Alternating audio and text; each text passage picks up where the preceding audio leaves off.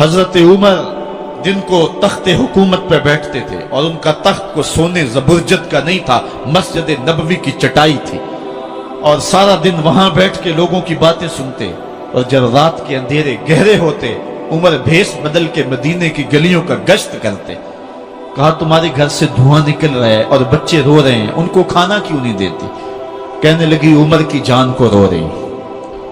عمر کے پاؤں تلے سے زمین نکل گئی۔ کہا کیا ہوا؟ کہا 3 دن سے ہمارے ہاں کھانے کے لیے کچھ نہیں ہے، روزانہ بچے روتے ہیں اور میں ہنڈیا کے اندر پتھر ڈال کر کے نیچے سے آگ ڈالتی رہتی ہوں کہ بچے انتظار کر کر کے سو جائیں گے، کم وقت سو بھی نہیں رہے، اور وہ پتھر پکیں گے بھی کیا، اور میں عمر کی جان کو رو رہی ہوں۔ حضرت عمر کا کلیجہ دہلنے لگا، فوراً پلٹے، واپس بیت المال میں آئے، گھی کا ایک کنستر لیا، آٹے کی بوری لی، مرچ مسالہ جات بہت کچھ اٹھایا، اپنے کندھے پہ رکھا، بوری اپنی کمر پہ لا دی۔ عمر بیت المال سے نکلے تو آپ کے خادم اسلم نے دیکھ لیا، آگے بڑھا، کہا میرے آقا میں اٹھاتا ہوں۔ عمر کی آنکھوں میں آنسو ہے۔ کہا اسلم قیامت کے دن میرا بوجھ اٹھا لو گے؟ کہا قیامت کے دن تو اپنا اپنا بوجھ اٹھانا پڑے گا۔ کہا عمر کو آج اپنا ہی اٹھانے دو۔ حضرت عمر وہ گھی کا کنستر اور وہ آٹے کی بوری سر پہ اٹھائے ہیں اور اس خاتون کے گھر جاتے ہیں اور دستک دیتے ہیں۔ وہ جب دیکھتی ہے اس کی جان میں جان آ جاتی ہے۔ کہا جلدی جلدی آٹا گوندو، اور عمر سبزی کاٹنے لگ جاتے ہیں۔ حضرت عمر رضی اللہ تعالی عنہ سبزی تیار کر دیتے، ادھر آٹا گند جاتا ہے، اور پھر اوپر چولہا رکھا جاتا ہے، چولہے کے اندر آگ رکھی جاتی ہے، وہ کھانا پکانے لگتی ہے، آگ بجھتی ہے۔ تاریخ نے لکھا ہے آگ بجھنے لگتی ہے، عمر جھک کر کے پھونکے مارتا ہے، عمر جھک جھک کے پھونکے مارتا ہے۔ کھانا پک گیا اور بچوں کے سامنے کھانا رکھ دیا، بچے کھا رہے ہیں۔ اب بچے رو رو کے نڈال ہو چکے تھے۔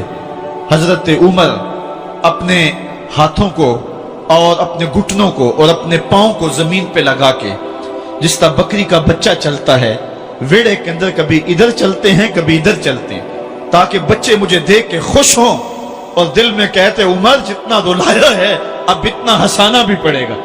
تو کبھی عمر امیر المومنین، یہ میں کسی آج کے جو ہے وہ لوگوں کے ووٹوں پہ منتخب ہونے والے حکمران کی کہانی نہیں سنا رہا، میں اس عمر کی کہانی سنا رہا ہوں جو 23 لاکھ مربع میل کا حکمران ہے، آدھی دنیا کا بادشاہ ہے۔ حضرت عمر جو ہے جس طرح بکری کا بچہ چلتا ہے، اس طرح اپنے ہاتھ اور اپنے گھٹنے زمین پہ ٹیک کر کے جو ہے وہ اس طرح چلتے ہیں۔ بچے عمر کو دیکھ کے مسکراتے ہیں۔ جب بچے مسکرانے لگے تو حضرت عمر نے اس خاتون سے کہا بڑھیا عمر کو معاف کر دے۔ اس نے کہا تو اتنی ہمدردی کیوں کرتا ہے؟ کہا عمر بیچارہ بڑا پھنسا ہوا ہے، فکر ہے اس کو یرموک و فسطاط و حلوان کی، جب فتح ہے مصر تو تیاری ہے ایران کی، آتے جاتے وفد سے ملاقات بھی کرتا ہوگا اور شب کو معلوم حالات بھی کرتا ہوگا، کانٹوں میں الجھی ہوئی بیچارے کی جان ہے، نیند اس کو بھی آتی ہے، آخر وہ انسان ہے، میری بہن عمر کو معاف کر دے۔ اس نے کہا نانا عمر کی بات میرے سامنے نہ کر، قیامت کا دن ہوگا، عمر کا گریبان ہوگا اور میرا ہاتھ ہوگا۔ جب اس نے یہ بات کہی تو عمر برداشت نہ کر سکے، بچوں کی طرح بلک بلک کر رونے لگے۔ کہا وہ بد نصیب عمر تیرے سامنے ہے، آج ہی کہلا جو کہنا ہے، قیامت کے دن مجھے معاف رکھنا۔ اس نے کہا تو عمر ہے؟ کہا بد نصیب عمر تیرے سامنے کھڑا ہوں۔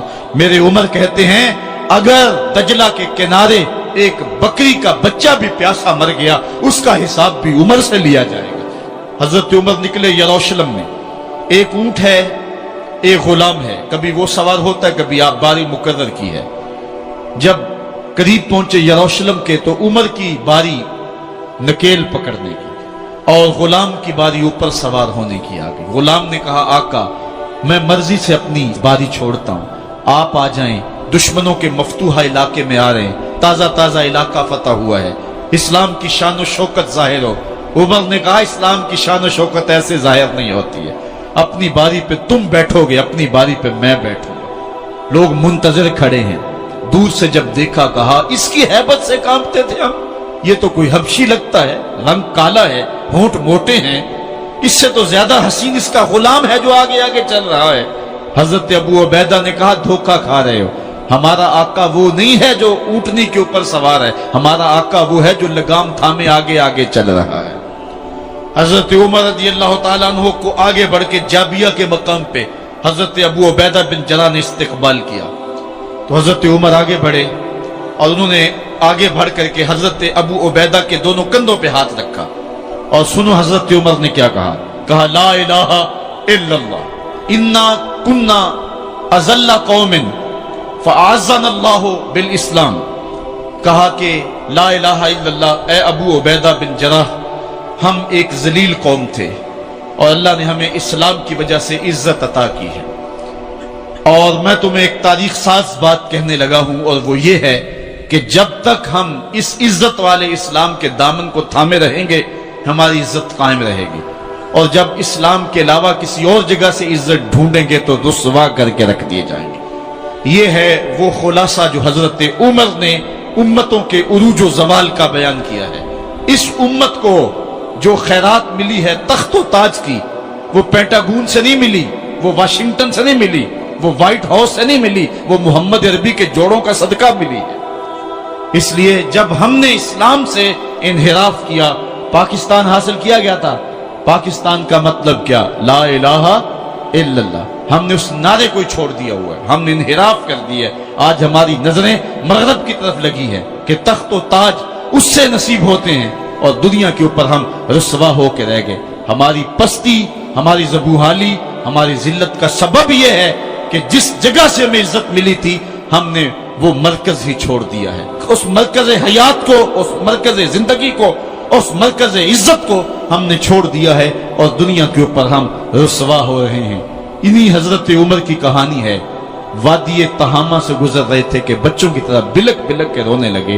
کہا عمر جوان آدمی ہو اور بچوں کی طرح بلک کے رو رہے ہو؟ کہا تم نہیں جانتے، مجھے بچپن کی کہانی یاد آ گئی۔ کہا کیا کہانی ہے؟